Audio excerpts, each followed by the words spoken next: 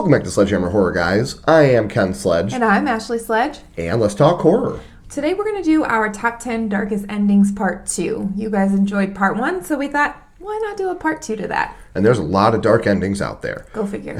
But before we get started, please let us know down in the comments any top 10 videos that you would like to see us do. We would love to do whatever you guys want to see. So if there's a top 10 video you would like to see, let us know. We will make sure that that happens. But for now, let's get into number 10. So number 10, we have The Open House. Now this movie... Most of this movie I don't really remember. I just remember being so annoyed at the end. Like, you don't know much about this villain, but you know that he survives and that he's going to another open house and he's going to do this to another family. And it's just like, everything else is just like a blur. Right. And like I said, you don't know his name, you don't know his face. And I get what they were trying to do. The idea of not knowing who this is and not having a motive is definitely scary. Mm-hmm. But the execution of it did not land to me and Ashley. No. But number 9, we have Blumhouse's Truth or Dare. Now, this is a guilty pleasure of ours. Mm-hmm. I wouldn't say I'd go out of my way to watch it. It's a fun watch. Yeah, we have fun with it as long as you get past the Snapchat filter faces. I can't even do it. But the darkness of this movie is the ending, you know, where they put it up on YouTube, you know, truth or dare, guys, what do you choose? And I just think like that's such a selfish, shitty thing to do. Damn you, pretty little liar, Lucy Hale. I love you, but dang, you selfish girl. Especially because our kids watch YouTube. Yeah, our kids would definitely be the ones that stumbled upon a Truth or Dare video. A lot of people watch YouTube, so it would really be infecting a lot of people throughout the world. Number 8, we have The Blair Witch Project. Now, this movie terrified me as a kid. Yeah. We've talked about it a million times. The marketing was at its best. You'll never get anything like that again. And at the end, when he's standing in the corner and she gets hit and just falls, and then you see the camera fall to the ground, and you're like, wait, you know, especially as a kid, like, oh, she's dead, and this was really happening because I thought it was real. It's terrifying. And it still holds up today. Yeah. Of all the alternate endings, some of them are fun, some of them are crazy. They definitely chose the best one, in my opinion. Absolutely. So, number 7, we're going to stick in the found footage genre, and we're going to go with Cloverfield. Yeah. Now, what a sad, sad ending to this movie when you have both of them under the bridge and the bombs are hitting, you know, I love you, and you know they're dying down there. It's just, and you know, this is a movie that... They could still be alive under all those rocks. They're dead as hell.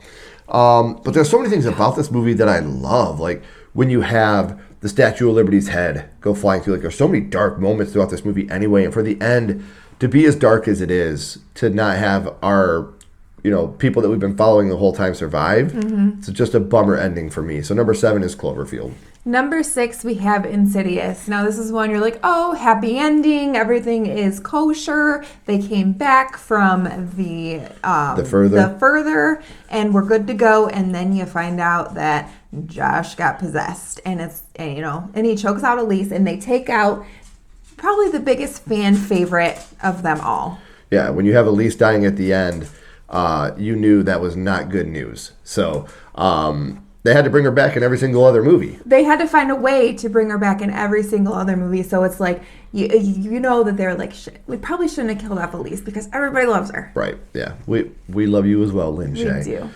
Number 5, we have one of our favorite holiday movies, and that is Krampus. You know, when you have...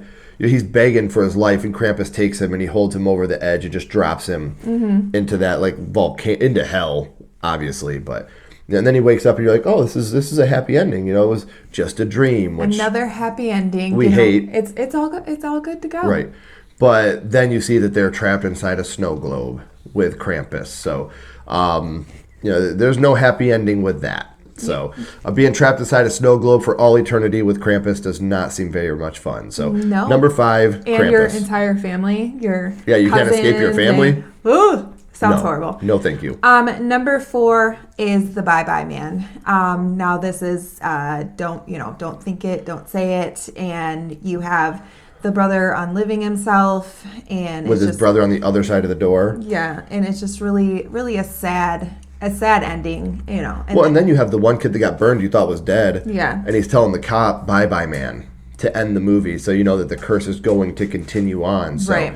Definitely another movie that a lot of people really hated that we thought was just fine. I actually really enjoyed the Bye Bye Man. I remember going to see it in the theater, and I liked it. The performances aren't all that great, but I do like the story. Yeah, the story is good, and it just kind of reminded me of Candyman a little bit. Yeah, and I do want to say to whoever that was dropping coins behind us the whole time in the theater. They're watching this right now.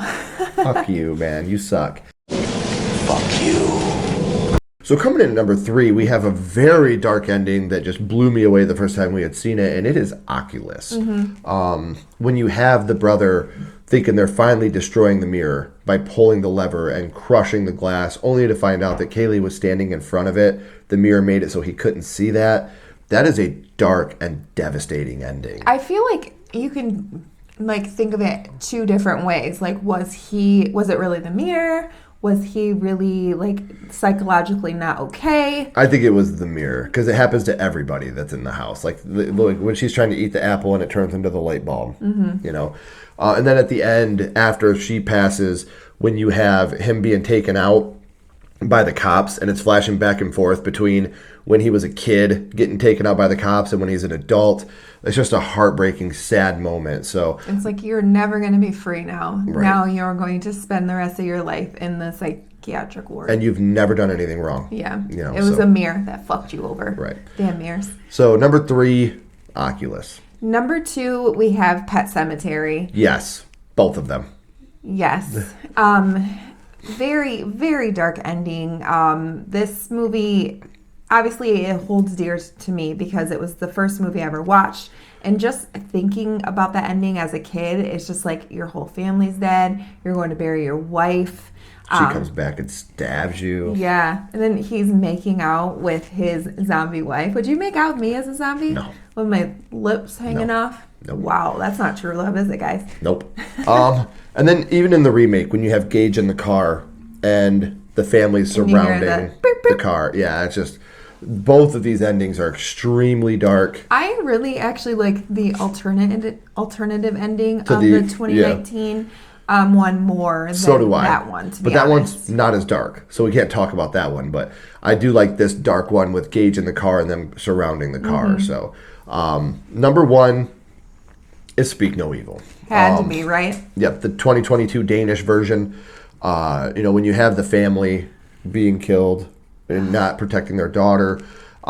Just the whole event of that, that whole night. That third act, really the entire movie, but the third act is just like, what are we doing here, guys? And then when you have them driving to the resort with her in the backseat now, and she's going to be their daughter now. They won. The bad guys won in this one, and the whole movie is dark. The whole movie, it's a fantastic movie that I'll never watch again. Yeah. No desire to ever watch this movie. If you haven't seen it, you should really be in a good mood to watch it, because it's going to put you in a bad mood. So if you're already in a bad mood, then you're going to be double in a bad mood. It is going to piss you off. Yes. This movie is going to piss you off. So let us know, guys. What do you think of our top 10 darkest endings part 2? What are some endings that we may have missed? Now, if you didn't see part 1, we do have that link down in the description. So make sure you're going to check that out as well. If you haven't already, please like, comment, and subscribe. It does help build the channel more than you know. And follow Sledgehammer Horror on social media. Our links are in the description as well. But until next time, keep talking horror. Stay who you are. And we'll see you guys soon. Bye, guys.